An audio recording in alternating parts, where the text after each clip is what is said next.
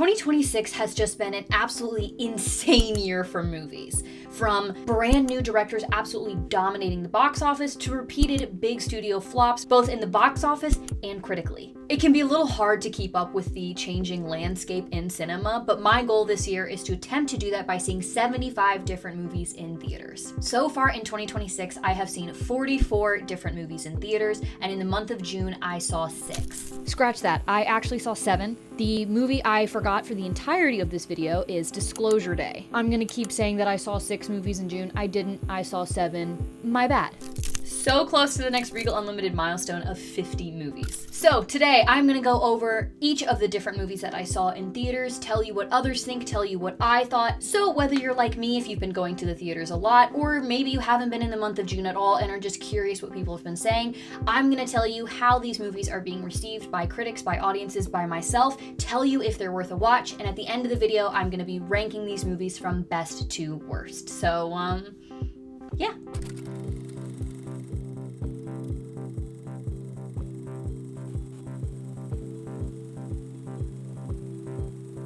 Quick shout out to both Backrooms and Obsession. I closed out last month with those and I forgot to make a video on all the movies that I watched last month, but those were definitely the highlights. They are still in theaters, still doing scary well, so absolutely check those out. I made a whole separate video talking about those because they're just mind-blowing.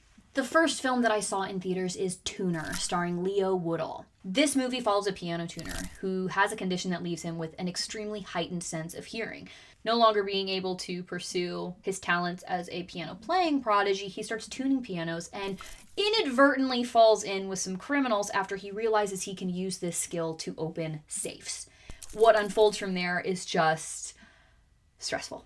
As of right now, while recording, this movie has a 94% critic score and audience score on Rotten Tomatoes. I mean, obviously sound is so important to the narrative, and this character having like his eardrums like blown out in some situations. But obviously when you're sitting there as an audience, there's only so much that they can do with sound to convey that without causing physical discomfort for audience members. But what I loved was the way that the editing slowly would build and how it would work with the sound and how it would use these sharp contrasts going from a particularly dark shot to a super light one to shock us visually in a way that replicated what he was experiencing audibly.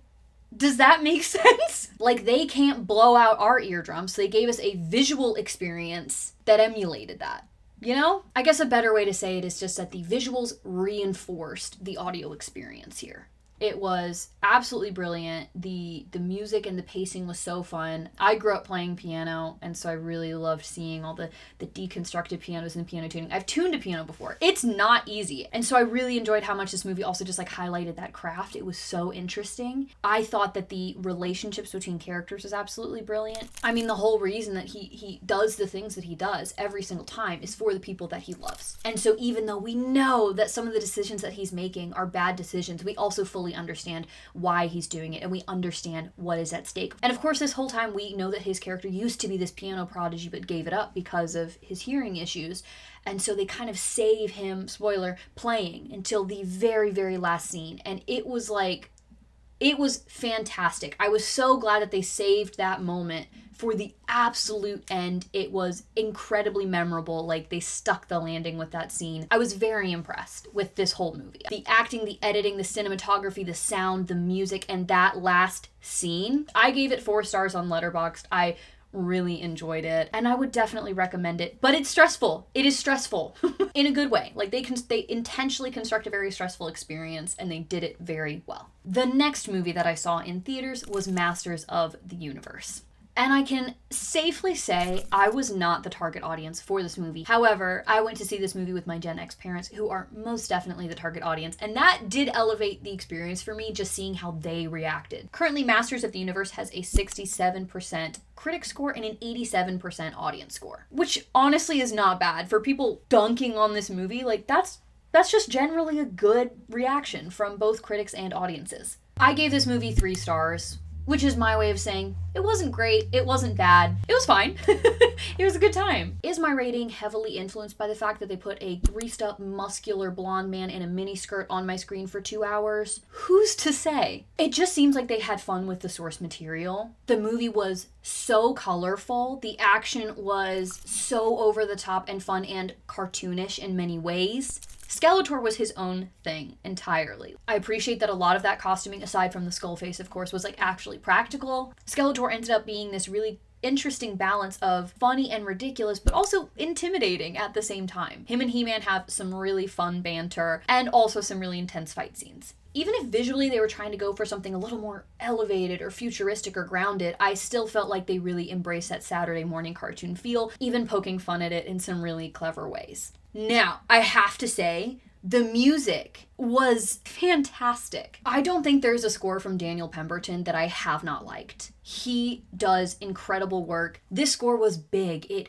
had a presence in every single scene. And it had this fantasy 80s feel that was just so necessary to sell this movie. In the box office, not great. Bad,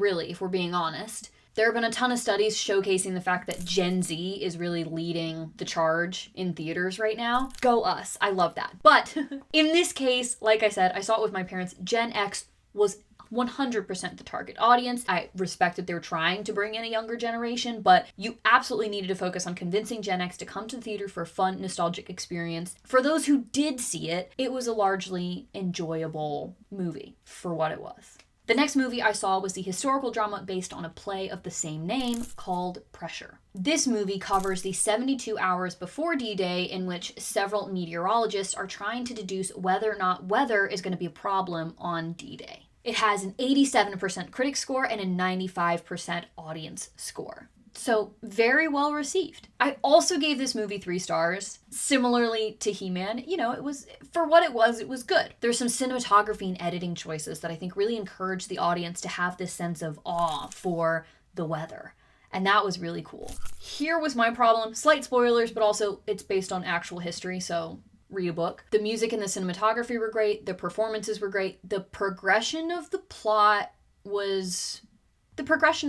just wasn't the best, and I think they put emphasis on all of the wrong moments, in my opinion. I mean, the whole movie follows those 72 hours where these 2 meteorologists just cannot decide, is it gonna rain, is it not gonna rain? Do we move forward, do we not? Like, that's 90% of the movie is legitimately just them going back and forth. No new developments in this argument, it's just them arguing the exact same points. Back and forth the whole time. They decide not to move forward with D-Day. It does end up raining, and they're like, looks like we're going to have to postpone for like weeks, which is going to be very hard to do while also trying to keep all of their plans for the D-Day invasion a secret. Now, here was the most interesting part of the movie. They found a gap in the storm, which they used as cover on D-Day. I didn't really know a lot about this story to begin with, but I also didn't really know that they actually used the storm as a way to get in without being noticed, knowing that the storm would clear as they showed up, and use that as the element of surprise. They showed a quote at the end of the movie from Eisenhower in which he says that their success on D-Day was largely due to the fact that they had better meteorologists than the Germans. Why did we spend so much of the movie watching these 2 meteorologists just bicker back and forth? Should we go? Should we not? Should we go? Should we not? When instead we could have condensed that and put so much more focus on when they worked together to not only find a gap in the storm, but figure out how that could be used to their strategic advantage. That was the most high-stakes part of the plot, and I just felt like it didn't get enough attention, But still, it was enjoyable, it was good, it was interesting, and I thought that they did a good job of portraying D-Day in a way that was striking and daunting and didn't glorify it in any way. So the next movie I saw was incredibly different. I went and saw the new Scary Movie. I gave it 2 stars, and I was tempted to go lower. This movie is rotten on Rotten Tomatoes with a 24% critic score and a 65% audience score. There was one bit at the beginning with the amusement park, for those who have seen it, that I thought was like hilarious. That part cracked me up, and it was a bit that was like playing in the background. A lot of the rest of the movie I was just like, what are we doing?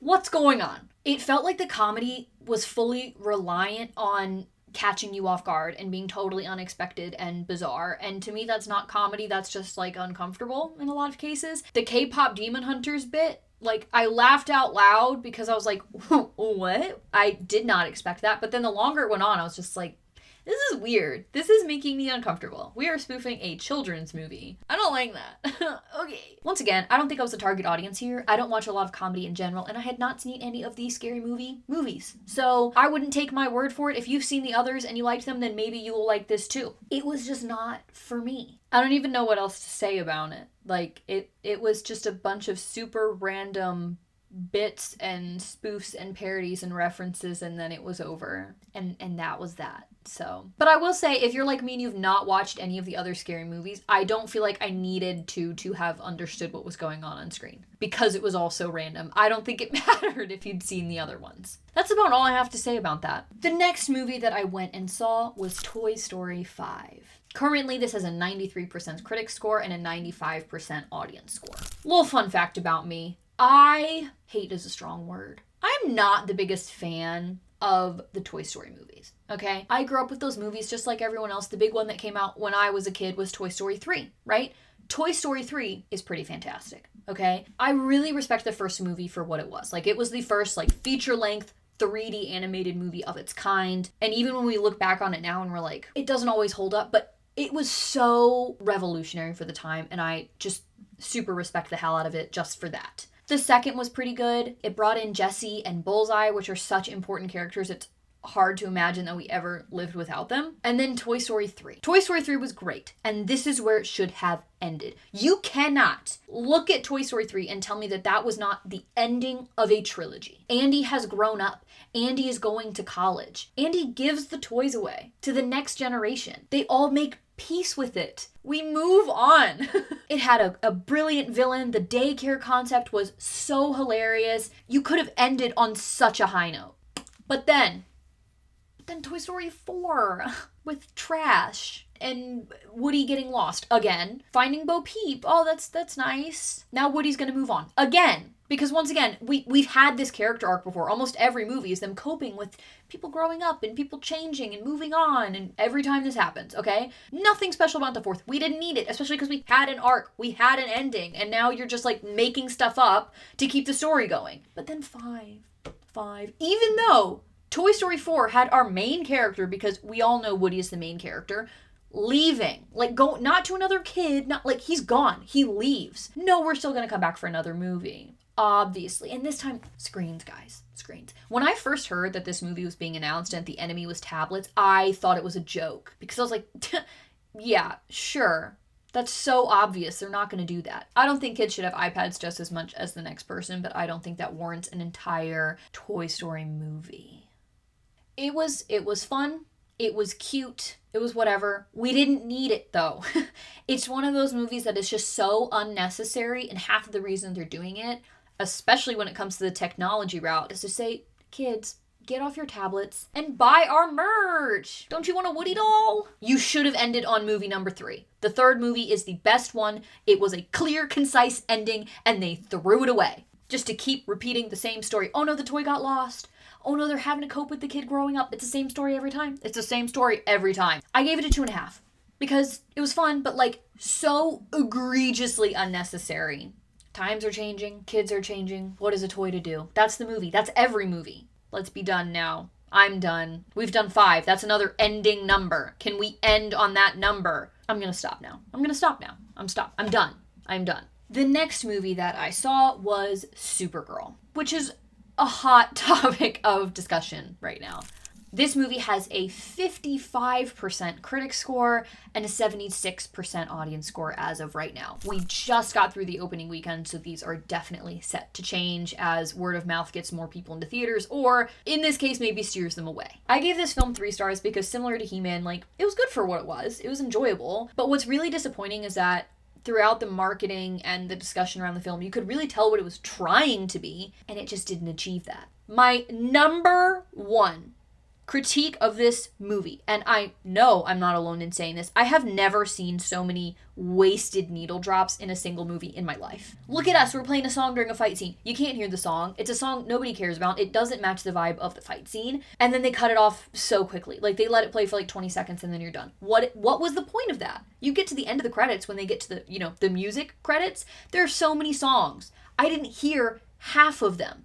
And if you haven't already heard about the absolutely astronomically terrible needle drop they did during the final fight scene, it's bad. It's bad. Spoiler alert. If you don't want to know, I'm about to tell you. They used the song The Middle by Jimmy Eats World. Only they didn't actually use that song. They used a cover of it. A slow, sentimental, delicate cover that doesn't work. Like, I genuinely laughed out loud when they started playing that song. And at first I was like, okay, maybe they're going for a comedy feel, but then it was so clear that even if that's what they were going for, it wasn't working. It didn't work. The longer the fight scene went on, the more and more I was like, this is bad. And then in a recent statement, Craig Gillespie, the director, says that they tried like 45 different songs over this scene, with James Gunn being in to make the final call. Which, first of all, way to throw him under the bus, considering the online response this specific scene has gotten.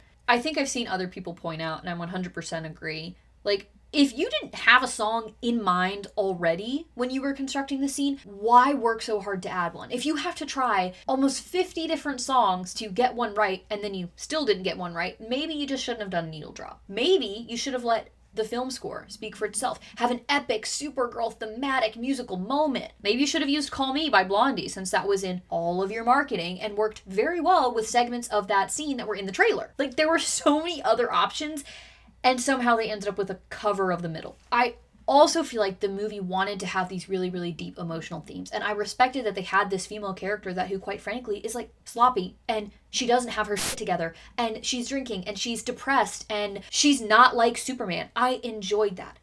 However, they keep throwing all of these things at us about these characters and all of their emotional struggles, and yet I felt still that we didn't go deeper than the surface level, because the pace was just throwing us from one place to another. Like, we didn't have enough time to really sit with anything that was happening. Similarly with just action and everything, like, it didn't let us sit with anything that was happening. A scary amount of the fight scenes were unclear or happening in the distance, or we cut away right at a cool moment happening. Why is all of the action literally happening in the background for so many of these scenes? And also the amount of times that she is on a planet with a red sun, she is poisoned, she's affected by a green sun, she has kryptonite in her system. How many times are you going to cripple this character in her own movie? I understand, like, maybe one or two scenes where, like, we take her down a notch, but, like, we haven't even gotten to see her at her best, like, at all. And then when you do let her be awesome, you play it with a cover of The Middle. I just think we didn't spend enough time actually getting to see Supergirl, getting to know Supergirl.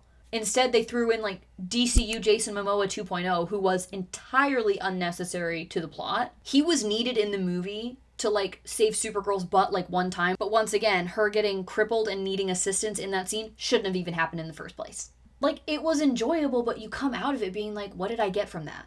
Despite all of the talk about Supergirl, it was still an enjoyable watch. It was a really good time. Just lower your expectations. So those are the 6 movies that I saw in the month of June. Honestly, I'm currently filming this on the 29th. Who knows, maybe I'll squeeze another in. Now I'm gonna give you my June movies ranked. I think my number 1 movie of June, if it wasn't already clear from the rating, is Tuner. This film had a ton of energy. It really immersed you in the story, and with the character, it had me stressed out. It was a unique and clever story, and I particularly enjoyed that actor. I think the other thing that I have seen him in is Nuremberg. He was great in that as well. I think close behind that would be Pressure. Then a close tie, I think, between Supergirl and Masters of the Universe, then Toy Story 5, and then Scary Movie.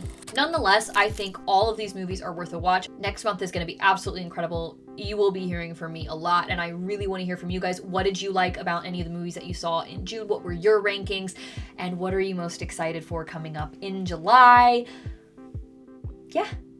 Thanks for listening.